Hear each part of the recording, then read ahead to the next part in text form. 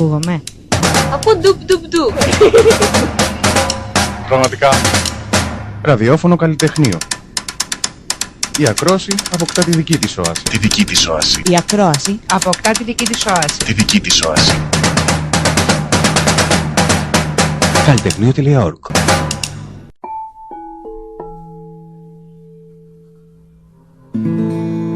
Sanni treni, aveva un gallo, bianco, rosso, verde e giallo, e per addomesticarlo gli dava latte e miele.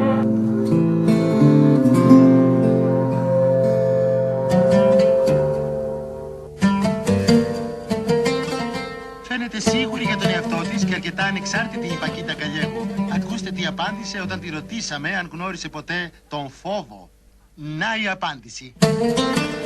مستمعينا الكرام، من أداء عبد الحميد السيد استمعنا إلى ابتهال يا خالقي. أيها الإخوة والأخوات، يحين موعدكم في 3:30 مع برنامج النور في المدينة من إخراج هباد الضفيري، فحتى 3:30 نبقى معكم وهذا الابتهال.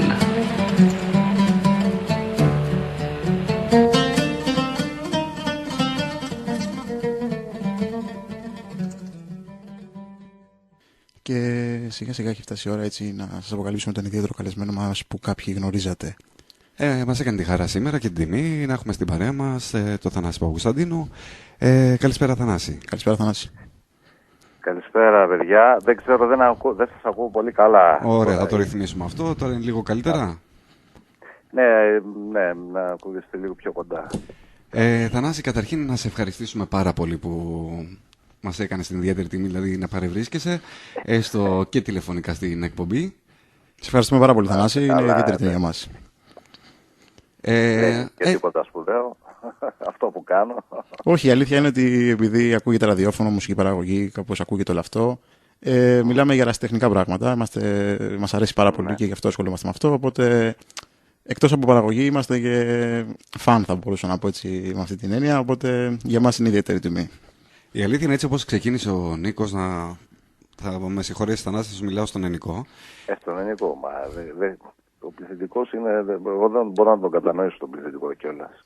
Δεν ξέρω ποιος το επέβαλε αυτό, μάλλον εδώ έχουμε να κάνουμε μια τυπικότητα. Πληθυντικός νομίζω είναι μια τυπική έτσι, αντιμετώπιση του συνανθρώπου μας και που τον κρατάει σε απόσταση, μάλλον παρά το φέρνει κοντά. Οπότε, βέβαια είναι με σκοπό και καλά προς σεβασμό προς τον άλλον, αλλά μερικές φορές και αυτός ο σεβασμός είναι λίγο υποκριτικός.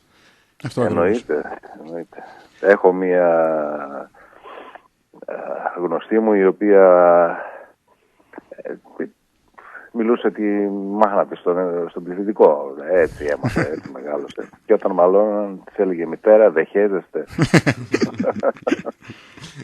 Συμβαίνουν και αυτά. Δηλαδή σε ακότητες. Πάντως, Θανάση, θα πιαστώ από αυτό που είπε ο Νίκος. Ότι η αλήθεια είναι έτσι, σαν κοινό σου, ως ακροατές σου, η αλήθεια έτσι ότι γενικά τους καλλιτέχνες ή κάποιους που είναι επώνυμοι τους έχουμε έτσι κάπου ψηλά και ίσως δεν τολμάμε καμιά φορά να τους μιλήσουμε. Εσύ πώς νιώθεις αυτή? Είναι μεγάλο λάθος αυτό και δεν πρέπει να είναι και ψηλά, γιατί οι περισσότεροι, βάζω και τον εαυτό μου μέσα, δεν τον ξέρω, υπολείπονται του έργου τους. Δηλαδή είναι μεγάλο σφάλμα, μπορεί το έργο να είναι αξιόλογο και να είναι αξιαγάπητο, αλλά πολλές φορές ο δημιουργός δεν είναι αντάξιος αυτό που κάνει, υπολείπεται δηλαδή, είναι πολύ πιο τροτός και κακός. Γενικά νομίζω ότι οι καλλιτέχνες, ας το πούμε εισαγωγικά, ή οι δημιουργοί, ακόμη πιο συγκεκριμένα, έχουν υπερβολική έτσι, αξία στις κοινωνίες μας. Νομίζω ότι έπρεπε να είναι πολύ πιο κάτω. Το έχω πει πολλές φορές ότι για μένα αυτοί που στεφανώνουν την ανθρώπινη ύπαρξη είναι οι άνθρωποι που θυσιάζονται για τους άλλους. Οι καλλιτέχνες δεν νομίζω ότι κάνουν κάτι τέτοιο. Αυτό που κάνουν το κάνουν για τον εαυτό τους, για να βρουν την ισορροπία τους μέσα σε αυτό το δύσκολο δρόμο που είναι η ζωή. Οπότε, δηλαδή, κατά κάποιο τρόπο, έτσι, χονδροειδώς να το πω, ότι είναι καλοπερασάκηδες.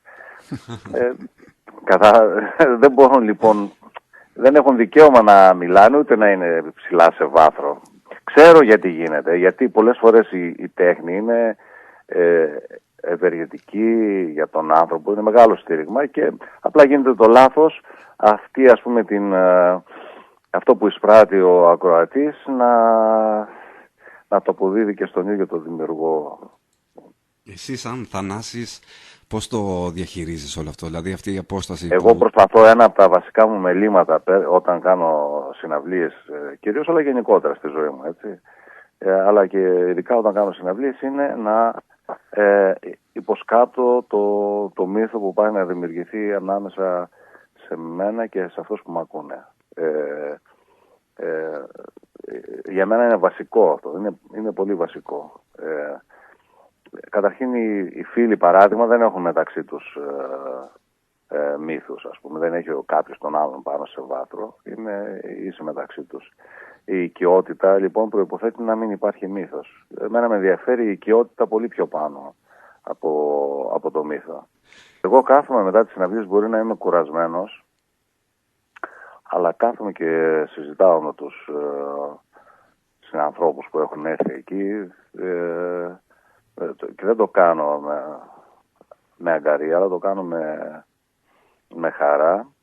Ένας βασικός λόγος είναι ότι δεν θέλω να τους περιφρονήσω. Ο άλλος είναι ότι θέλω ακριβώς να δουν έναν πολύ, ας πούμε, τροτό άνθρωπο, ο οποίος έχει και τη Θεσσαλική την προφορά, και να διαπιστώσουν ότι δεν είναι κάτι το ιδιαίτερο, τέλος πάντων, και αυτό το τσόφλι που ντύνεται ο καθένας όταν είναι πάνω στη σκηνή, με τα φώτα, με αυτά όλα τα πράγματα, ότι είναι πραγματικά ένα τσόφλι που πρέπει να σπάει. Καταλαβαίνω από την άλλη μεριά ότι εξυπηρετεί όλους, το δημιουργό τον εξυπηρετεί σίγουρα τον καλλιτέχνη, έτσι, όταν είναι μυθοποιημένος. Τονώνεται το εγώ του, έχει και τα τυχερά του που λέμε, αλλά και τους ακροατές από κάτω, τους καλύπτει κάποιες ανάγκες, ξέρω εγώ. Ναι, αλλά είναι και επικίνδυνο. Συγχρόνως είναι και επικίνδυνο για τον ίδιο τον καλλιτέχνη. Δηλαδή έτσι λίγο να ξεφύγει, να καβαλήσει λίγο το πράγμα. Προσπαθούν όμως και εγώ είμαι τελείως αντίθετος σε αυτό. Μπορώ να σου πω ότι και πάνω από τα ίδια τα τραγούδια το βασικότερο είναι να σπάει αυτό το τσόφλι. Και η ουσία είναι αυτή, να ερχόμαστε κοντά σαν άνθρωποι. Ένιωσες ποτέ έτσι λίγο να πεις όχι γιατί το έκανα αυτό? Δηλαδή να νιώσεις ότι φέρθηκες... Κοίταξε, ναι, υπάρχουν κάποιοι, ας πούμε, που δεν καταλαβαίνουν ότι κάποια στιγμή πρέπει να σταματήσουν. Δηλαδή ότι φτάνει μέχρι ένα σημείο αυτή η οικειότητα, αλλά... Άνθρωπος. Αλλά ξεπερνάνε κάποια όρια. Το διακινδυνεύω όμως. Προτιμώ να το διακινδυνεύσω παρά να είμαι απόμακρος και βαρύ πεπόνι. Θανάση, θα έκανες ποτέ ίσως κάποια συναυλία, ίσως κάποια εμφάνιση και να ήσουν εσύ στο κέντρο και το κοινό γύρω σου? Και το λέω αυτό καθώς τυχαίνει να χορεύω και έτσι να έχω ασχοληθεί λίγο με την παραδοσιακή μουσική και τον παραδοσιακό χορό. Αυτό είναι πάρα πολύ ωραίο, βέβαια. Και είναι κάτι που προϋπήρχε κιόλας. Η μουσική να ήταν στο κέντρο και ο κόσμος να χορεύει γύρω τους, να τους ακούει γύρω τους. Αν είχες τη δυνατότητα, ίσως θα έκανες κάτι τέτοιο? Εννοείται. Οι πιο ωραίες στιγμές που χαίρομαι και ο ίδιος, έτσι, σαν άνθρωπος, είναι όταν καταρχήν όταν είναι μικρή η κλίμακα όλων, και του χώρου και των ανθρώπων που υπάρχουν. Δηλαδή όταν είσαι σε ένα μικρό καφενεδάκι, χωρίς μικρόφωνα, χωρίς μηχανήματα, είναι πιο ωραία. Αλλά και αυτό που λες είναι πολύ σημαντικό, βεβαίως. Είναι ωραία η ιστορία αυτή. Έχουμε ετοιμάσει κάποιες ερωτήσεις, Θανάση, οι οποίες τελικά δεν ξέρω αν θα τις κάνουμε ή όχι. Και πιο πολύ δεν χρειάζεται. Πάμε στο καλύτερα να το αφήσουμε. Σχεδιάζοντας, γιατί και εγώ δεν με ενδιαφέρει να ξέρω τι θα με ρωτήσει ο άλλος. Ας πούμε, πολλοί με ρωτάνε από την αρχή, θα ήθελα να σου πούμε τις ερωτήσεις. Λέω όχι, δεν θέλω να ξέρω. Γιατί μετά δεν μπορώ. Δηλαδή να ξέρω τις ερωτήσεις και να ετοιμάσω απαντήσεις. Είναι πολύ πακέτο. Εγώ παρόλα αυτά, πάντως, έτσι, επειδή ακόμα και σε συναυλία που σε είχα βρει και είχαμε μιλήσει κάποια στιγμή, δεν πρόκειται προφανώς με τόσο κόσμο που μιλάει. Ναι, προφανώς. Ήθελα τόσο πολύ έτσι να κάνω μια ερώτηση, την οποία δεν την έκανα ποτέ. Και θα ήθελα να την κάνω τώρα, γιατί μου είχε μείνει έτσι και θα μου μείνει αποθυμένα να την κάνω. Είναι δεκτό έτσι να μην λάβω απάντηση. Απλά επειδή το έχω κάνει εικόνα όλο αυτό και θα ήθελα, υπάρχει περίπτωση να θυμάσαι, που προφανώς θα θυμάσαι, σε τι έτσι, ψυχική κατάσταση, σε τι φάση να το πω έτσι, βρισκόσουν όταν έγραψες το αερικό. Όταν έγραψες το αερικό. Έχουν περάσει αρκετά χρόνια. Είναι όμως, είναι κάποια κομμάτια, μπορεί να μην είναι όλα, είναι κάποια κομμάτια όμως που ξέρω ότι τα έχω γράψει κάτω από ένα πολύ έτσι αβάσταχτο, θα το έλεγα κιόλας, μια αβάσταχτη αίσθηση τρυφερότητας για τους ανθρώπους. Το συγκεκριμένο πάντοτε έχω κι εγώ μέσα μου, ας πούμε, έχω, τι να σου πω, έχω θηρία που παλεύω μαζί τους, έχω το μυαλό μου το ίδιο και τη σκέψη μου που καλπάζει και ήθελα να γράψω κάτι γι' αυτό, δηλαδή, και κάτι παρηγορητικό για τους ανθρώπους που νιώθουν εγκλωβισμένοι και στο σώμα αλλά και στο μυαλό. Ελπίζεις για τους ανθρώπους και γενικά για την ανθρωπότητα? Ελπίζεις, λέω, για τους ανθρώπους, για την ανθρωπότητα, τι βιώνουμε σήμερα, ελπίζεις ότι θα καλυτερεύσει? Όχι για το σήμερα μόνο, έτσι, όχι αυτό που τραβάμε μέσα εδώ πέρα στην Ελλάδα, γενικότερα. Τους τελευταίους αιώνες έχει επικρατήσει, σίγουρα δεν πω σχεδόν πάντα, έχει επικρατήσει η σκοτεινή πλευρά του ανθρώπου. Ο άνθρωπος είναι λίγο σαν το φεγγάρι, λέει, έχει μια σκοτεινή και μια φωτεινή πλευρά. Έχει επικρατήσει η σκοτεινή πλευρά. Αυτή είναι η αλήθεια. Υπάρχουν και ψήγματα όμως της φωτεινής του πλευράς ανά τους αιώνες. Δεν έχει επικρατήσει. Αυτό είναι σίγουρο.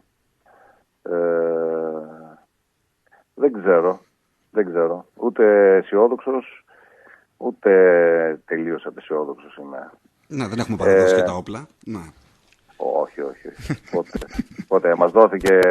Μας δόθηκε αυτό το στίγμα της ζωής. Θα το πιστεύω ότι πρέπει να το πάμε μέχρι τέλους, ό,τι και να συμβαίνει. Κάποια στιγμή που σημειώναμε με τον Νίκο τι θα μπορούσαμε να σε ρωτήσουμε, που ποτέ δεν συμφωνήσαμε, ποτέ δεν διαφωνήσαμε και ποτέ δεν ξέρουμε αν θα σε ρωτήσουμε,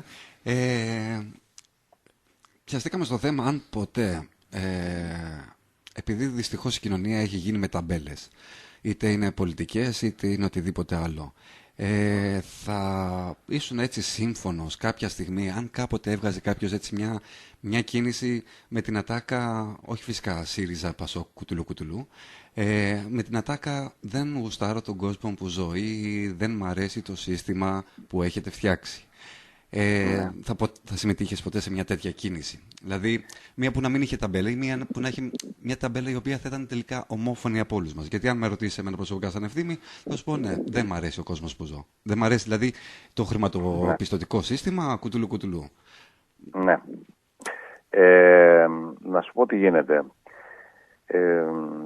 Έχω διαπιστώσει ότι η δημιουργία μου δίνει μία πληρότητα σαν άνθρωπο που θα έλεγα ότι με απομακρύνει από το κοινωνικό γίγνεσθε. Δηλαδή δεν έχω τόσο ανάγκη να συμμετέχω και να παρεμβαίνω κοινωνικά.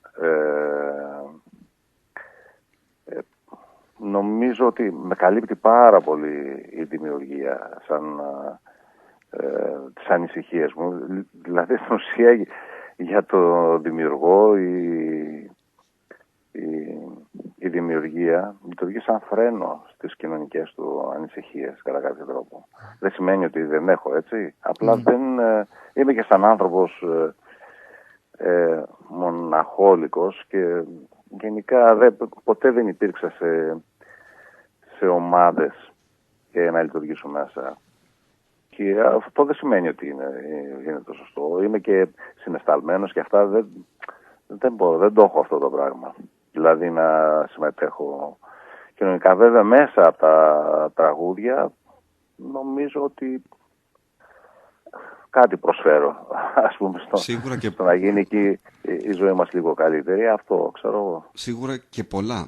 Και γι' αυτό ακριβώς σε ρωτάω, γιατί ίσως τελικά ο κόσμος να έχει όμως ανάγκη και ένα σπροξηματάκι, πάμε ρε παιδιά. Όχι, εντάξει, κοίταξε να δεις, και εγώ κατά καιρούς κάποιες παρεμβάσεις κάνω, αλλά μπορώ να σου πω ότι το μετανιώνω κιόλας, γιατί έχουμε φτάσει στο σημείο καθένας που γράφει 5-10 τραγούδια μετά γίνεται δημογέροντας, ας πούμε, και δικαιούται να μιλάει για τα πάντα. Δεν ξέρω, είμαι λίγο διστακτικός. Εντάξει, όποτε μου έρχεται κι εγώ, αλλά κυρίως μέσα από τα τραγούδια γίνεται αυτό και μέσα από τις πράξεις, τη συμμετοχή μου, ας πούμε, όποτε μπορώ σε εκδηλώσεις που γίνονται για κάποιο έτσι σκοπό, αλληλεγγύης, συμπαράστασης. Νομίζω ότι είμαι από αυτούς που συμμετέχουν έτσι συχνά. Να συμπληρώσω τώρα και να ρωτήσω βασικά ότι δεν θα ήθελες έτσι, για να μεταφερθώ και λίγο στα τραγούδια σου, να δεις αυτό που γίνεται στον Πεχλιβάνι, να το δεις να γίνεται και στη ζωή, στην καθημερινότητα? Ή είναι κάτι που σε ενοχλεί κιόλας όταν το βλέπεις? Ναι, πώς το βιώνεις, Όχι, δεν με ενοχλεί. Αυτό που έχω καταλάβει εγώ από τις συναυλίες που δίνω είναι το εξής, ότι έρχονται συνάνθρωποι που έχουν γενικώς ανησυχίες και προβληματισμούς για το που πάνε τα πράγματα και βρίσκουν, ας πούμε, μέσα σε μια συναυλία, όχι μόνο στα τραγούδια, αλλά βρίσκουν και άλλους συνανθρώπους που έχουν τις ίδιες ανησυχίες και κάπως στηρίζονται, δηλαδή αυτή η παγωνιά που υπάρχει και η μοναχικότητα σπάει. Αυτό έχει σαν αποτέλεσμα να γιορτάζεται κιόλας, δηλαδή ότι βρίσκεσαι με άλλους που είναι λίγοι, έτσι, δεν είναι πολλοί αυτοί. Δεν είναι η πλειονότητα των κατοίκων αυτής της χώρας, είναι μια μειονότητα, μπορώ να πω. Εκεί που πάνε να τους φοβήσουν, ας πούμε, όλοι, τα κανάλια, οι πολιτικές, τα πάντα, έρχεται μια, ας πούμε, 1-2ωρο, 1-3ωρο και κάπως ανοίγει ο ορίζοντας, νιώθουν μια χαλαρότητα, βοηθάνε οπωσδήποτε τα τραγούδια, χαλαρώνει το σώμα, χαλαρώνει η ψυχή και γίνεται αυτό το πράγμα, ας πούμε, γίνεται και ένα ξέσπασμα, ας πούμε, που είναι πάρα πολύ ωραίο αυτό το πράγμα. Δεν με ενοχλεί καθόλου, δεν το συζητάω. Για να συνεχίσω το έργο της απομυθοποίησης. Ξέρουμε τον Θανάση ως μουσικό, ξέρουμε τον Θανάση ως στιχουργό, ως καλλιτέχνη, ξέρουμε τον Θανάση μέσα από τις συναυλίες. Τον έχουμε ακούσει και σε συνεντεύξεις το Θανάση καλή ώρα όπως τώρα. Ο Θανάσης, δηλαδή σήμερα, έτσι, ας κάνω την άσχετη ερώτηση, σήμερα, η φυσιολογική σου μέρα. Έτσι, για να σε απομυθοποιήσω τελείως. Δηλαδή, ξύπνησες το πρωί, θεωρητικά πρέπει να είσαι στο χωριό στη Λάρισα. Σε ένα χωριό, ναι. Ναι, όμορφα. Πώς περνάς τη μέρα σου? Δηλαδή, ασχολείσαι πιο πολύ με τη μουσική, ασχολείσαι με κάποιο μποστάνι? Σε βάλω κατευθείαν στα δύσκολα. Δεν είναι τόσο σιδερωμένη η ζωή μου που να κάνω τα ίδια πράγματα. Γι' αυτό σε ρωτάω, γι' αυτό. Συμβαίνουν διάφορα πράγματα, δηλαδή η ζωή είναι δεδαλώδης. Εντάξει, τι να πω, άλλες φορές. Υπάρχει ένα διάστημα τώρα, το τελευταίο καιρό. Καταρχήν το χειμώνα εγώ δεν παίζω, δεν βγαίνω δηλαδή για εμφανίσεις και τέτοια πράγματα. Ήθελα να ξεκουραστώ, ήθελα να κάνω αγρανάπαυση που λέμε, ή να πέσω σε χειμέρια ανάρκη, με άλλα λόγια. Εργάζομαι πάρα πολύ με την παλιά μου ιδιότητα σαν κατασκευαστής, μηχανολόγος. Φτιάχνω ένα στούντιο για μένα, τέλος πάντων, και με απασχολεί αυτό πάρα πολύ. Βάζω προσωπική δουλειά με τα χέρια μου, μου αρέσει δηλαδή να κάνω πράγματα με τα χέρια. Αυτό μου τρώει αρκετές ώρες της μέρας και λίγο με τη μουσική, λίγο με το στούντιο. Συμβαίνουν και καλά πράγματα, συμβαίνουν και αναποδιές. Ας πούμε, σήμερα μπορώ να σου πω ότι ήθελα να σας πάρω τηλέφωνο να ακυρώσουμε λίγο, γιατί ξέρω εγώ, έχει χτύπησε η μάνα μου στο πόδι της και είχαμε μια αναταραχή, ψάχνουμε και τέτοια. Αλλά Λέω εντάξει, όχι, θα το κάνω. Θέλω να πω ότι συμβαίνουν διάφορα πραγματάκια από εδώ και από εκεί που καλύπτουν τη μέρα. Βγάζω βόλτα το σύντροφο το σκύλο που έχω και διάφορα άλλα πράγματα. Κοιμάμαι, τρώω. Όχι. Είδες. Και στο έλεγα ρε Νίκο. Αλλιότερα κάπου είπα ότι είμαι λαϊκό παιδί. Παίζω μπάλα και τρώω και φασολάδα. Θανάση, μέσα από τα τραγούδια σου ασχολείσαι έτσι λίγο με το άγνωστο, με το Θεό κάποιες φορές. Κοιτάς προς τα πάνω γενικώς? Είναι αλήθεια ότι το βαθύτερο ίνεμο μέσα από τη μουσική και τα τραγούδια στην ουσία ψάχνει τη θέση του στο σύμπαν. Αυτό είναι που με καθορίζει ολοκληρωτικά. Προσπαθώ με τον τρόπο μου όχι να κατανοήσω ακριβώς και να κατανοήσω. Το κάνω δηλαδή διαβάζοντας και βιβλία, ας το πούμε επιστημονικά κατά κάποιο τρόπο, λαϊκή επιστήμη τέλος πάντων, εκλαϊκευμένα, αλλά και μέσα από τη διαίσθηση και οποιαδήποτε άλλη εσωτερική διαδικασία προσπαθώ να κατανοήσω τη θέση μου μέσα στο σύμπαν. Ποιος είμαι και που πάω δηλαδή. Οπότε δεν έχεις κατασταλάξει ακόμα από ό,τι κρίνουμε και από τα από πού τραγούδια. Όχι, ναι. Και άμεσα ή και πολύ έμεσα σχεδόν σε όλα μου τα κομμάτια υπάρχει αυτό. Ακόμα και η συχνή μου αναφορά στο χρόνο, στο θάνατο, ξέρω εγώ, στη φθορά. Στην ουσία είναι αυτό. Είναι αυτό το πράγμα. Δηλαδή, και είναι μια ανάγκη να προσπαθήσω να εκφράσω αυτό που έχω μέσα μου, που στην ουσία εν πωλής είναι και ανίποτο. Δεν λέγεται, δεν μπορεί να τα πει κάποιος αυτά τα πράγματα. Είναι πολύ, ξέρω, ακαθόριστα και βαθιά. Και εσωτερικά. Οπότε χρησιμοποιώ αυτό, τη μουσική, που είναι και αυτή αφηρημένη και ακαθόριστη, και το στίχο που και αυτός πολλές φορές έχει κάτι το ακαθόριστο και το υπερρεαλιστικό και μπορεί αυτή, ας πούμε, αυτό το ανίποτο κάπως να το φέρει στην επιφάνεια. Εγώ παλιότερα έλεγα ότι τώρα που πεις για στίχο και μουσική ότι θα σε παρομοίαζα και με ζωγράφο. Δεν ξέρω να ζωγραφίζεις. Όχι, αλλά μου αρέσει να περιγράφω εικόνες. Γι' αυτό ακριβώς, γιατί επειδή τα τραγούδια σου κυρίως είναι εικόνες και δεν είναι ίσως ερμηνείες και τα σκέφτεσαι, τα ξανασκέφτεσαι. Δηλαδή, εγώ με φαντάζομαι σαν ακροατή σου, σαν να βλέπω και ένα πίνακα και να κοιτάω ξανά έτσι. Ναι. Ακριβώς αυτό μου αρέσει, δηλαδή είμαι φτιαγμένος γι' αυτό, να προσπαθώ να αποτυπώσω τη σκέψη μου σαν εικόνα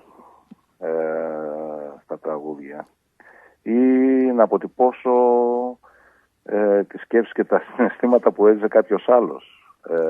Ο Φορτίνος Αμάνα. Δεν μπορεί, τι ήθελα να πω, το βασικό είναι το εξής. Πολλές φορές τα λόγια έτσι που γράφω μπορεί να μην είναι κατανοητά, αλλά σίγουρα έχουν μια καθαρότητα, δηλαδή αποτυπώνονται, δεν είναι δηλαδή λόγια του αέρα. Είναι περιγραφές εικόνων που εντυπώνονται στο μυαλό. Δεν είναι κάτι το τελείως αφηρημένο. Δηλαδή δεν περιγράφω, συνήθως η Ασάφ έρχεται όταν περιγράφει συναισθήματα. Εγώ δεν περιγράφω συναισθήματα, περιγράφω εικόνες. Και περιμένω μέσα από αυτές τις εικόνες να δημιουργηθούν καινούργια συναισθήματα. Αυτά που λέμε, τα ανίποτα, που δεν τα έχουμε ζήσει ακόμα. Σίγουρα η εικόνα που πλάθει και το συναίσθημα που λαμβάνει ο καθένας μας είναι ξεχωριστό ακούγοντας τις μουσικές σου.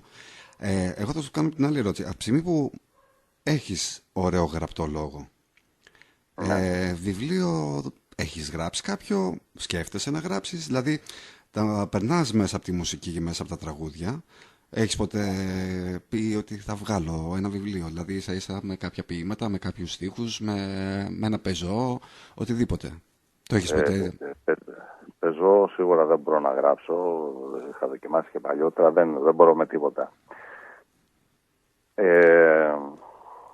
Ναι, έχω σκεφτεί όμως, ας πούμε, κάποια πράγματα που γράφω, είτε που είναι στίχη ή πιο ελεύθερα κομμάτια, μπορεί κάποια στιγμή στο μέλλον κάτι να βγάλω πάνω σε αυτό.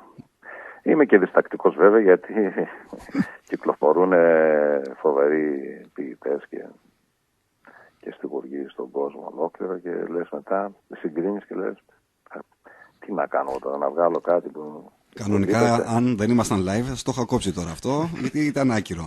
Αλλά εντάξει. Γιατί ήταν άκυρο? Γιατί εντάξει, δεν νομίζω. Όχι, η σύγκριση είναι αυτή που σε βάζει στη θέση σου, κατάλαβες, όπως και στη μουσική. Ναι. Πολλές φορές. Εγώ αμφιταλαντεύομαι συνέχεια για αυτά που κάνω, έτσι. Δεν τα λέω τώρα το γνωστό κόλπο της hypnotisίας, όπου αυτός που είναι απέναντι από ευγένεια υπερθεματίζει, ας πούμε. Το λέω με απόλυτη ειλικρίνεια, ότι αμφιταλαντεύομαι συνεχώς αν αυτά που κάνω αξίζουν, γιατί έχω μέτρο σύγκρισης. Δηλαδή, όταν έχουμε τόσους φοβερούς δημιουργούς, να αφήσω απ' έξω την δημοτική μας παράδοση που είναι κορυφαία περίπτωση δημιουργίας και πολυπίκυλη ανά την Ελλάδα, στις διάφορες περιοχές έχουμε εξαιρετικές παραδοσιακές μουσικές, αλλά ακόμα και επώνυμους δημιουργούς. Τι να, στο μυαλό της Τσάνης. Τι ψάχνουμε εμείς τώρα? Ναι, αλλά δεν... Νομίζω ότι πρέπει να πάμε για ραδίκια. Ωραίο, συμφωνώ με αυτά που λες, αλλά υπάρχει ένα αλλά, πάντα το βάζω και κακώς το βάζω, ότι όταν δεν είναι ωραία σύγκριση. Δηλαδή δεν μπορείς τώρα να σε ρωτήσω ποιο είναι πιο καλό φρούτο, είναι το μήλο ή το πορτοκάλι, γιατί είναι δύο πράγματα που δεν είναι ίδια και δεν μπορώ να τα συγκρίνω. Άρα δεν μπορώ να συγκρίνω το Τζιτσάνι με το Θανάση, γιατί ο ένας είναι Τζιτσάνης, ο άλλος είναι Θανάσης. Άρα μήπως υποτιμάς λίγο, όχι εσύ, ο καθένας που συγκρίνει. Δεν υποτιμάω. Που μπαίνει στη διαδικασία σύγκρισης. Προσπαθώ να είμαι αντικειμενικός, έτσι. Πραγματικά σας το λέω ότι δεν το λέω, δεν το κάνω όπως hypnotisία και έτσι. Ξέρω τη θέση μου, ας πούμε, στα πράγματα και δεν είναι και τόσο σημαντική. Εξαιρετικά. Οπότε αυτό το πράγμα με κάνει να αμφιβάλλω συνεχώς, και ακόμα και την ώρα που πάω να παίξω, ας πούμε, πάνω στη σκηνή. Και είναι δύσκολα τα πράγματα. Αν δεν έχεις σθένος και δεν είσαι σίγουρος για τον εαυτό σου, δύσκολα, ας πούμε, τα βγάζεις πέρα. Αναγκάζομαι τότε καμιά φορά και πίνω λίγο για να σπάσω αυτό τον αυστερό κριτή που έχω μέσα μου και κουτσά στραβά τη βγάζω. Θεωρείς ότι σε έχει επηρεάσει περισσότερο ο στίχος σου ή η μουσική σου? Εμένα, αν με έχει επηρεάσει, δεν καταλαβαίνω. Στη διάρκεια των χρόνων, δηλαδή, τι σε έχει χαρακτηρίσει βασικά, όχι τι έχει επηρεάσει? Ή το γουστάρεις εσύ πιο πολύ? Ή τα βάζεις πακέτο? Οι ερωτήσεις αυτές είναι λίγο περίεργες, με την έννοια ότι πρέπει να είσαι παρατηρητής του εαυτού σου, έτσι, σωστός για να δεις. Δηλαδή, επειδή είμαι μέσα στα πράγματα ο ίδιος, είμαι το υποκείμενο, δεν μπορώ να έχω και τόσο καλή παρατηρητικότητα γύρω από αυτά που κάνω. Νομίζω όμως ότι όντως περισσότερο θα έλεγα ότι ο στίχος είναι αυτός που, όχι από μόνος του όμως, μαζί με το μανδύα της μουσικής, που σαν να βρήκα έναν τρόπο αυτά που έγραφα και τα οποία δεν θα τα έδινε κανείς σημασία, βάζοντάς τους το ρούχο της μουσικής, ήρθαν λίγο πιο κοντά στους ανθρώπους. Με την ευκαιρία ότι μιλάμε από το ραδιόφωνο του καλλιτεχνείου, εμείς δεν είμαστε τίποτα εδώ πέρα, είμαστε ένα απλά χώρος που αποτελείται από εθελοντές, οι οποίοι προωθούμε ουσιαστικά τους νέους ανθρώπους να ασχοληθούν με οποιαδήποτε τέχνη. Τους δίνουμε ουσιαστικά το έναυσμα να πάρουν τον αέρα για κάποια τέχνη. Σε ένα νέο καλλιτέχνη, ο οποίος δεν έχει έτσι την πρόσβαση ούτε στο σύστημα, και στο αναφέρω μιας και γνωρίζω ότι δεν είσαι μες στο σύστημα. Τι θα πρότεινε, δηλαδή, πώς θα ξεκίναγε ένας νέος, είτε ήταν μουσικός, είτε ήταν θεατρίνος, οτιδήποτε, ηθοποιός και λέω θεατρίνος. Τι θα του λέγεις, κάτσε γράψτα και συνέχισε και κάποια στιγμή ίσως να... Πώς... Σαν Θανάση, δηλαδή. Η ίδια μου η πορεία, ας πούμε, στη ζωή το λέει αυτό. Εγώ είμαι ένας άνθρωπος ο οποίος δεν έχω σπουδάσει μουσική, δεν ξέρω, είναι λειτουργικό πρωτόκολλα σε σχέση με τη μουσική. Σαν Βυσιγόθος ένα πράγμα, δηλαδή όπως οι παλιότεροι, όπως βαμβακάρδες, άνθρωποι δηλαδή οι οποίοι δεν είχαν σπουδάσει μουσική και απλά δεν ξέρω, ήρθε κάποια στιγμή και με τράβηξε από το πόδι όλο αυτό το πράγμα. Βαθιά μέσα του ο καθένας πρέπει να έχει αυτογνωσία και να βλέπει εάν αυτό που κάνει είναι, αν κατανοήσει ότι αυτό που κάνει είναι σαν την αναπνοή του, εννοείται ότι θα πρέπει να το συνεχίσει μέχρι να βγάλει την τελευταία του πνοή. Αυτό υποθέτει μια μορφή αυτογνωσίας. Ας πούμε, εγώ δεν μπορώ να κάνω χωρίς τη μουσική. Είναι όπως η αναπνοή μου.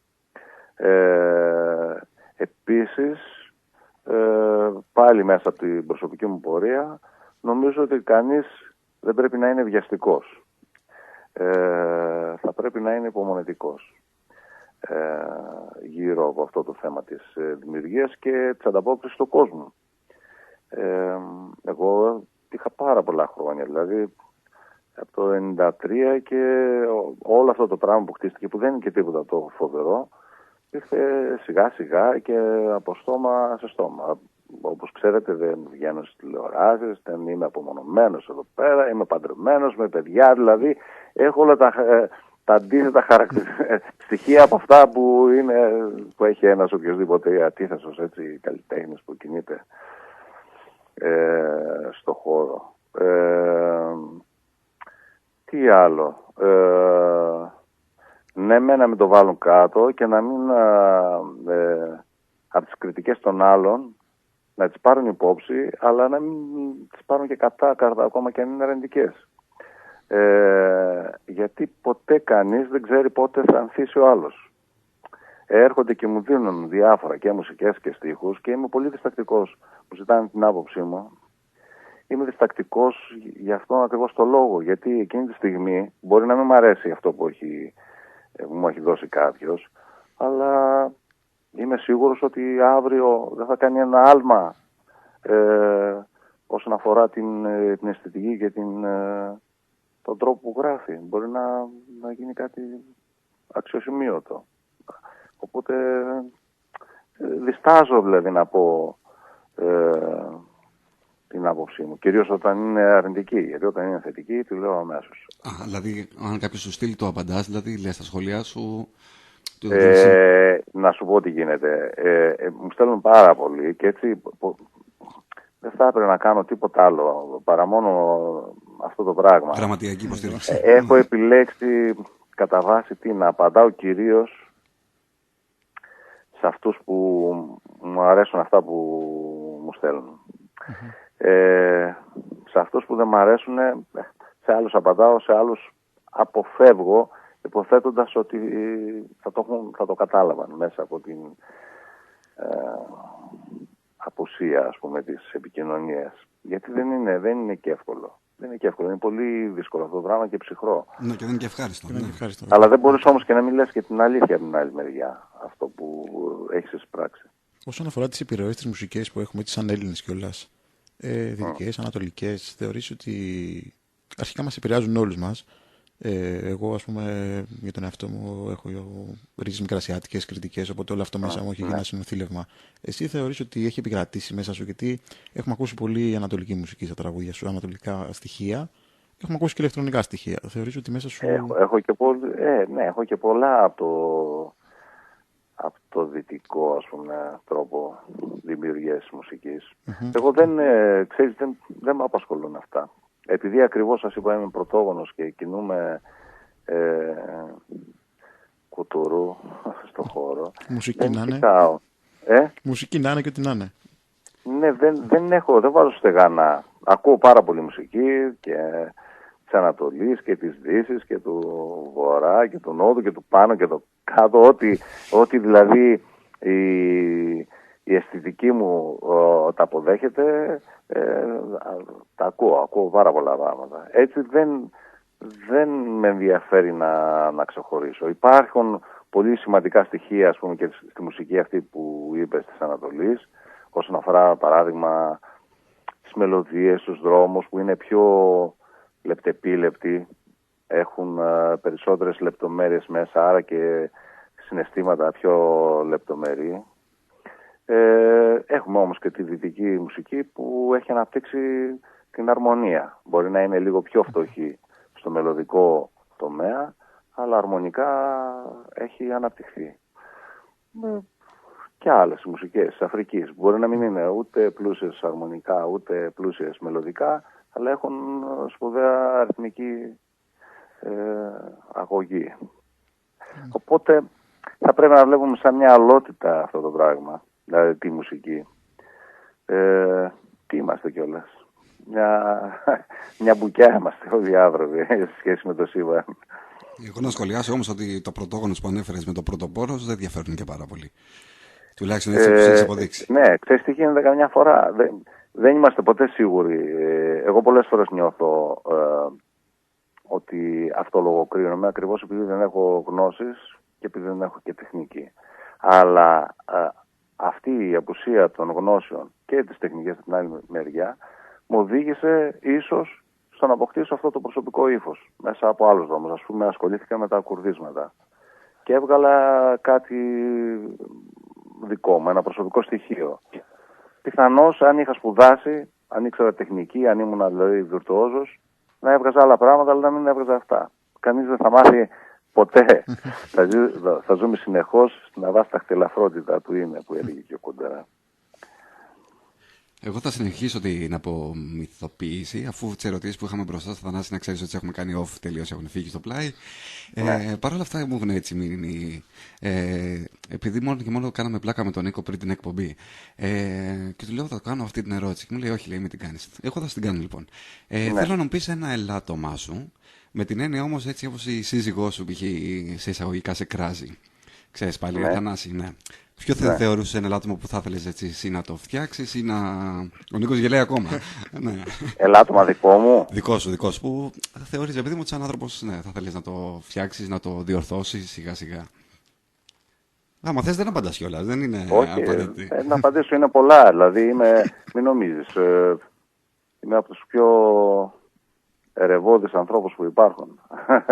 Δεν είμαι δηλαδή καλός καγαθός. Μπορεί να είμαι εγωιστής, ξέρω εγώ, είμαι ξεροκέφαλος. Πολύ. Δεν βγάζω εύκολα καλό λόγο από το στόμα μου, ούτε αρνητικό βέβαια. Αλλά να πω, ξέρω εγώ, γενικώς δεν έχω και πολύ καλή άποψη για μένα. Ελάττωμα σου ζήτησα, ταπείνωση μου βγάλες, ταπεινό, προτέρημα μου βγάλες, αλλά τι να σε κάνουμε τώρα. Όχι, δεν είναι, όχι. Σας λέω ειλικρινά, δηλαδή, ότι είμαι δύσκολος άνθρωπος. Ωραία, εγώ να ρωτήσω επίσης ότι αν υπάρχει περίπτωση έτσι με τον εαυτό σου να έχεις κάτσει μετά από συναυλία και να έχεις πει ότι σήμερα έπρεπε να ήμουν έτσι λίγο καλύτερος, έπρεπε έτσι... Πολλές φορές, κάθε φορά, όχι. Τις περισσότερες φορές είμαι απογοητευμένος, ειδικά όταν κάθομαι μετά και ακούω. Ας πούμε, εγώ το βασικό μου έτσι, πρόβλημα είναι ότι δεν έχω φωνή, είμαι φάλτσος δηλαδή στην ουσία. Βέβαια όχι ο τελείως αθαράπευτα φάλτσος που δεν ξέρει ότι φαλτσάρει. Εγώ τη στιγμή που τραγουδάω και φαλτσάρω το καταλαβαίνω, έτσι. Έχω επίγνωση του φάλτσου. Και επειδή μέσα μου τα τραγουδάω καλύτερα από τον καθένα τα τραγούδια, έχω δηλαδή το απόλυτο, ο ίδιος επειδή γράφω και τις λέξεις, τις συλλαβές, ξέρω πώς πρέπει να υποθούν απόλυτα όλα αυτά. Δυστυχώς όμως δεν με βοηθάει αυτό το στοιχείο δηλαδή της φωνής. Μετά δεν νιώθω ότι πάλι χάλια ήταν, ας πούμε. Περισσότερες φορές συμβαίνει αυτό το πράγμα. Έχεις νιώσει έτσι ποτέ να θες να φύγεις από συναυλία? Δηλαδή, δικιά μου. Ναι, εννοείται ότι δεν έχεις φύγει, αλλά να νιώσεις ότι δεν θα ήθελα τώρα να συνεχίσω. Φυσικά και σε αυτές τις περιπτώσεις το καταλαβαίνει και ο κόσμος, γιατί δεν μπορώ να κρυφτώ.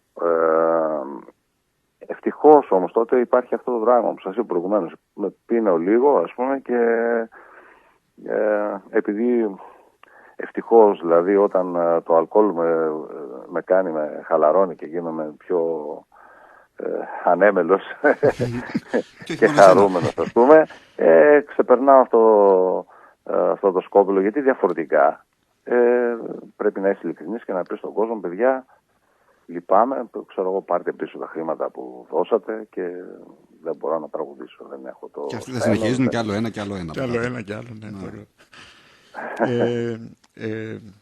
Αν θα επιλέγαμε κάποιους έτσι καλλιτέχνες οι οποίοι δεν είναι εν ζωή πια, γιατί αν επιλέξουμε κάποιους που είναι εν ζωή θα είναι λίγο δύσκολο έτσι να απαντήσεις. Υπήρχε κάποιος που θα ήθελες έτσι τόσο πολύ, θα έχεις ιδιαικά υπόθεμα να τραγουδήσεις κάποιο τραγούδι σου, από αυτούς που δεν είναι εν ζωή? Ναι, μου έρχεται αμέσως στο μυαλό ο Ξυλούρης. Ναι. Ας λέγαμε πιο κοντινούς κατά κάποιο τρόπο. Όχι ότι δεν υπάρχουν και άλλοι πολύ σημαντικοί, τέλος πάντων. Αλλά ήταν ο πρώτος που μου ήρθε στο μυαλό. Ίσως είναι και τα τραγούδια μου τέτοια που θα μπορούσε ο Ξυλούρης να τα αποδώσει. Εξαιρετική φωνή, αλλά νομίζω και σαν άνθρωπος ήταν το ίδιο. Θανάση, δεν θα σε καθυστερήσουμε, το καταλαβαίνουμε ότι μας θυμάσαι ιδιαίτερα. Έχω έτσι μια-δύο τελευταίες έτσι απορίες, όχι πια ερωτήσεις. Πρώτον, γιατί βγήκες απόψε? Δύσκολη ερώτηση. Μην μου απαντήσεις γιατί με καλέσατε να βγω στο ραδιόφωνο. Αλλά όπως είπες και εσύ πιο πριν, ότι δεν βγαίνεις γενικά στις τηλεοράσεις, δεν πολύ μιλάς γενικά. Αυτό δεν είναι τηλεόραση τώρα. Εντάξει, στο ραδιόφωνο έχω βγει αρκετές φορές, ας πούμε, δεν μπορώ να πω. Ίσως όχι όπως άλλοι, ας πούμε, αλλά βγαίνω. Είναι αλήθεια ότι δεν μπορώ να απαντήσω θετικά σε όλους, ειδικά όταν δεν νιώθω ότι έχω κάτι να πω. Τώρα το βασικότερο που με παρακίνησε για να βγω σε εσάς είναι επειδή είδα λίγο, ας πούμε, μέσα, έψαξα λίγο τι είστε και τι κάνετε και ήθελα με τον τρόπο μου, ας πούμε, να το στηρίξω αυτό. Και σε ευχαριστούμε πάρα πολύ. Ενδεχόμενοι έτσι, ένα live ενδεχόμενο στην επόμενη πενταετία θα το σκεφτώσουν, να ξέρεις, το έχω βάλει μακροπρόθεσμα. Μπορούμε να κάνουμε σχέδια, έχουμε τη δυνατότητα να κάνουμε σχέδια. Ανά πάσα στιγμή όλα μπορούν να... Όχι μωρέ, απλά ξέρεις, να μου φαίνεις τη χαρά, δεν θα ερχόσουν, αλλά να μου φαίνεις τη χαρά, ξέρεις. Δεν μπορώ να σας υποσχεθώ, θα είμαστε σε επαφή και αν... εντάξει, τι να πω. Τίποτα, απλά λόγια να λέω ευτυχία. Να με παίρνετε που και που κάνα τηλέφωνο. Και άμα τα καταφέρω, ειδικά τι γίνεται το καλοκαίρι, ας πούμε, έχω συνήθως μεγάλο σχήμα που είναι... δεν γίνεται. Τώρα το χειμώνα, εάν παίζω χειμώνα, έχουμε και τζάκι πάντως. Συνήθως το αποφεύγω όσο μπορώ, γιατί εγώ τι γίνεται. Είμαι και άκαπνος, δεν έχω καπνίσει ποτέ και παίζοντας στα μαγαζιά ζορίζομαι το χειμώνα που είναι κλειστά. Παρ' όλα αυτά, αν κάποιο χειμώνα τον επόμενο ή τον άλλον, ξέρω εγώ, βγω με κάποιο μικρό σχήμα, να το δούμε. Συγγνώμη που ανέφερε δηλαδή ότι γενικά έχεις πολυκοσμία πάνω στη σκηνή. Νιώθεις καμιά φορά ότι δεν φαίνονται τα παιδιά που είναι από πίσω? Δηλαδή σήμερα που κάναμε το αφιέρωμα με τον Νίκο, ανέφερα κάποια στιγμή στην εκπομπή πιο πριν ότι πίσω από το Θανάση ότι υπάρχουν τόσοι άνθρωποι που δουλεύουν, την επιμέλεια του ήχου, της παραγωγής. Φυσικά και εγώ είμαι και ψήρας έτσι, και θέλω να βγαίνουν πολύ ωραία τα πράγματα. Προσπαθώ, δηλαδή δεν είμαι ακουακολατζής. Και όσον αφορά την τεχνική πλευρά, το τι μηχανήματα θα έχουμε, αυτό με κόστος, έτσι, γίνεται πολύ δυσκίνητο οικονομικά το σχήμα. Δεν εκλοβιζόμαστε, δεν μπορούμε να παίξουμε δηλαδή σε πολλά σημεία το καλοκαίρι. Όσο αφορά την προβολή των ανθρώπων αυτών, το έχεις σκεφτεί ποτέ, ότι ξέρεις? Πολλές φορές έχω μιλήσει για τους μουσικούς, ότι τους οφείλω πολλά πράγματα. Βάζω ο καθένας την προσωπική του αγάπη και τη δημιουργικότητα για να προκύψει αυτό το αποτέλεσμα. Και αν θα δείτε στη σκηνή, όταν παίζουν κάτι που δεν είμαι εγώ, που δεν τραγουδάω, κάθομαι στην άκρη. Δεν είμαι πάλι εκεί. Δεν είμαι εκεί πάστα για να πέφτουν τα φώτα σε μένα. Αποσύρωμαι δηλαδή, και είναι και αυτό μια ένδειξη της εκτίμησης που έχω σε αυτούς. Και η αλήθεια είναι ότι, εντάξει, και η προσωπική μου άποψη, ότι το έχεις περάσει στον κόσμο αυτό. Δηλαδή, τουλάχιστον εγώ σαν ευθύνη, δηλαδή, σε έχω καταλάβει όταν τους χαζεύεις όταν παίζουν. Δηλαδή, ενώ έχεις απομακρυνθεί και έχεις κάτσει σκαλοπατάκι. Μα είναι βασικό αυτό. Δηλαδή, για μένα είναι βασικό να νιώθω εγώ ίδιος εκείνη τη στιγμή μια πληρότητα και μια ευχαρίστηση, μια αισθητική απόλαυση. Γιατί μόνο έτσι μπορεί να μεταδοθεί και προς τα κάτω αυτό. Αν δεν νιώθω, δεν μπορώ. Οπότε πάντοτε προσπαθώ να έχω μουσικούς που να ταιριάζουν σε αυτό που κάνω, να υπάρχει καλή διάθεση μεταξύ μας. Και αυτό είναι πολύ βασικό. Δηλαδή πολλές φορές είναι προτιμότερο να μην έχεις τόσο σπουδαίους έτσι τεχνικά μουσικούς, αλλά να είναι πολύ καλά μεταξύ τους σαν ομάδα. Αυτή η χαρά δηλαδή, η ικανοποίηση που υπάρχει πάνω όταν παίζουν, περνάει μετά και κάτω στον κόσμο. Έχουμε φάει στη μάπα πολλά σχήματα που παίζουν σχεδόν με αυτόματο πιλότο η μουσική. Βλέπεις τον άλλον ότι βαριέται αυτό που παίζει και δεν είναι ωραίο. Είναι το βασικότερο από όλα. Ένα στιχάκι που έχεις γράψει και δεν το χρησιμοποίησες ποτέ, υπάρχει? Δηλαδή, να πεις ότι αυτό... Πάρα πολλά. Έτσι που να σ' αρέσει, που και να πεις, ναι, αυτό θέλω κάποια στιγμή... Όχι που να μ' αρέσει, όχι. Τα καλύτερα τα έχω βγάλει. Τίποτα για την πάρτι σου. Υπάρχουν όμως πάρα πολλά που έμειναν πίσω, γιατί δεν είναι τόσο... Δεν ήρθε ο καιρός τους ακόμα. Καλά όσο θα ήθελα. Ή δεν ήρθε ο καιρός τους, ή μάλλον τους ξεπέρασε ο καιρός. Έχουν γίνει γεροντοπαλίκαρα. Τη Χελώνα θα την ξανάβγαζες τώρα μετά από τόσα χρόνια? Τι να βγάλω, αυτό καταγράφηκε τώρα, δεν έλειψε ιστορία. Δεν χρειάζεται να ξαναβγεί. Έχω βέβαια ένας λόγος που ούτε προσπάθησα ποτέ, είναι γιατί έχω μια ανακρίβεια ιστορική μέσα που δεν ξέρω πώς πέρασε και όλος και από τον ίδιο το Χατζηδάκη. Δεν σας τη λέω πια, είναι, ψάξετε να τη βρείτε. Να κάνουμε και εμείς και καμιά δουλειά μετά, λέει. Ναι. Τώρα άμα είναι για τον Κάτι Μπερσέα... αντίστοιχο με αυτό που έλεγε ο Τσιτσάνης για τις παραλίες της Παραγουάης, που δεν έχει παραλίες. Ελπίζω όχι για τον Μπερσέα και τη Λινέα Ύδρα. Με αυτό είναι.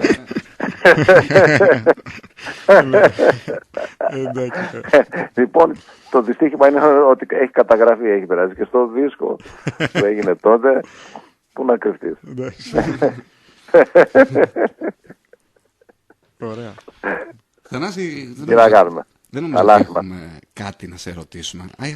Αλλά αν θες εσύ να ρωτήσεις. Να ρώταγες κάτι, ναι.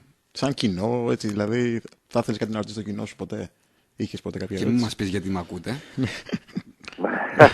Αυτό είναι το βασικό ερώτημα. Το ξέρω, γι' αυτό το αποκλείσαμε. Όχι για τα ίδια τα τραγούδια, αλλά για τη φωνή μου. Τα τραγούδια μου παλεύουν ενάντια στις επάρκειές μου. Δηλαδή είναι φοβερό αυτό που συμβαίνει. Αν είχαν χέρια θα με είχαν πλακώσει στο ξύλο. Τέλος πάντων, τι να ρωτήσω? Όχι,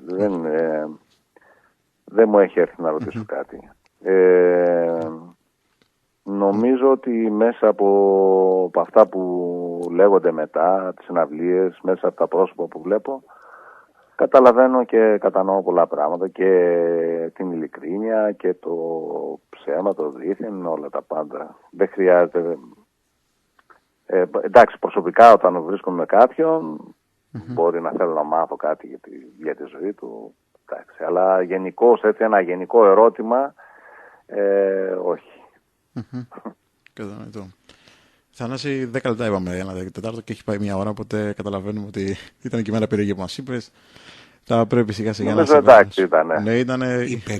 Υπερ ήταν αυτό ακριβώς, δηλαδή, ούτε αυτό που σκεφτόμαστε. Το μόνο που θέλω να ζητήσω είναι να μας πεις, έτσι, όχι δικό σου, ποιο τραγούδι θα θέλεις να ακολουθήσει μετά? Ναι, κάποιο που να άκουσες έτσι. Γιατί μπορεί να το έχετε, ας πούμε, αν ζητήσω κάτι. Μπορεί. Άμα είναι από το προσωπικό σου δίσκο και το έχεις μόνο στο σπίτι σου, δεν νομίζω να το έχουμε. Όχι. Είναι...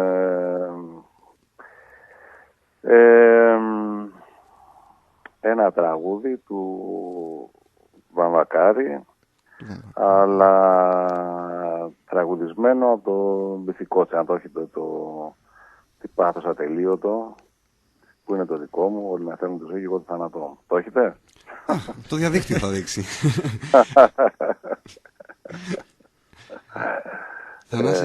Αυτό, και αν δεν έχετε αυτό, βάλτε ένα άλλο τραγούδι που να έχει αυτούς τους δύο τον τραγουδιστή, τον Πυθικότσι και το Μαμακάρι. Ό,τι και να βάλετε θα είναι αξιόλογο. Και επειδή... Τις περγούλες, τα ματόκλαδα, αυτά. Όμορφα, ωραίες παιδιά. Και επειδή αυτή είναι όντως γνωστή και επώνυμη και δικαιούχοι ουσιαστικά, αν τους θυμάμαι, κάποιον νέο τραγούδι που άκουσες έτσι πρόσφατα και λες, κοίτα να δεις, πολύ ωραίο αυτό το τραγούδι, έτσι που άκουσες πρόσφατα, έτσι ένα καινούριο που λες, θα θέλεις να μας πεις ή είναι υποκειμενική η ερώτηση? Έτσι κάποιο νέο καλλιτέχνη? Τραγούδι, κοίταξε, δεν θα πω για τραγούδι, αλλά θα πω για παιδί που τραγουδάει, ας πούμε. Άκουσα πρόσφατα, γνώρισα τυχαία μέσα από έναν από τους μουσικούς μου, διαδικτυακά δηλαδή στο YouTube, άκουσα μία φωνή που είναι εξαιρετική. Και τραγουδάει κατά βάση παραδοσιακά. Εξαιρετικός. Θα ήθελες να μοιραστείς το όνομα Αργύρης Κόκορης λέγεται. Με χαρά. Λοιπόν, χτυπήστε στο YouTube να τον ακούσετε. Έχει πάρα πολύ ωραία φωνή. Είναι Θρακιώτης από ό,τι κατάλαβα και είχε δάσκαλο τον Αηδονίδη, οπότε καταλαβαίνετε. Ωραία. Θανάση, ευχαριστούμε πάρα πολύ. Και εγώ, παιδιά, ευχαριστώ. Και ευελπιστούμε καλή αντάμωση. Και περαστικά. Να είστε καλά. Να είστε καλά. Καλό βράδυ. Να είστε καλά. Ευχαριστούμε πάρα πολύ.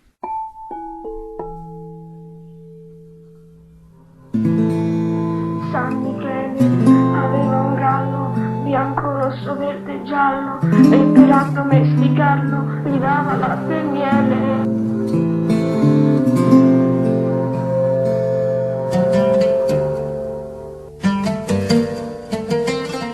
Φαίνεται σίγουρη για τον εαυτό της και αρκετά ανεξάρτητη η Πακίτα Καλιέγο. Ακούστε τι απάντησε όταν τη ρωτήσαμε αν γνώρισε ποτέ τον φόβο. Να η απάντηση.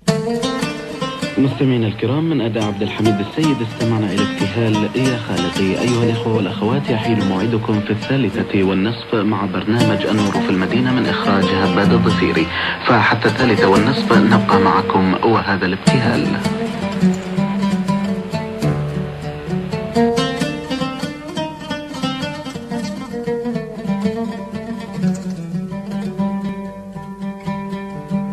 San Michele aveva un gallo bianco, rosso, verde e giallo e per addomesticarlo gli dava latte e miele.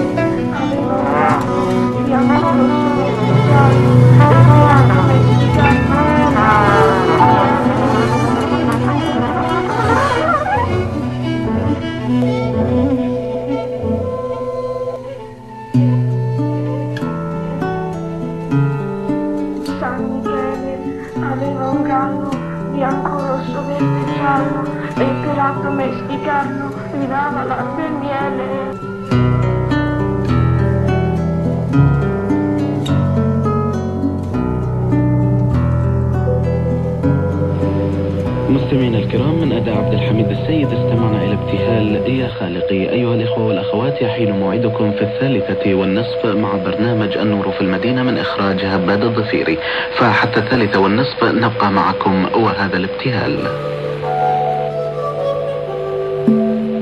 Δεν τον γνώρισα. Και μη με ρωτάτε γι' αυτό παρακαλώ, είμαι ευαίσθητη σε αυτό το θέμα.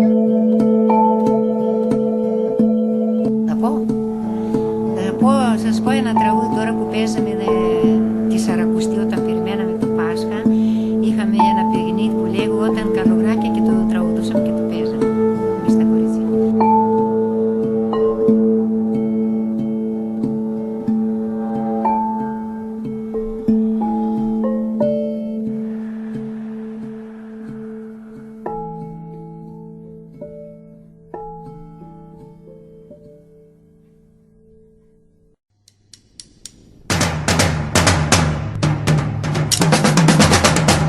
Ακούγομαι. Ακούω ντουπ ντουπ ντουπ. Πραγματικά. Ραδιόφωνο καλλιτεχνείο. Η ακρόαση αποκτά τη δική της όαση. Τη δική της όαση. Η ακρόαση αποκτά τη δική της όαση. Τη δική της όαση. Καλλιτεχνείο.org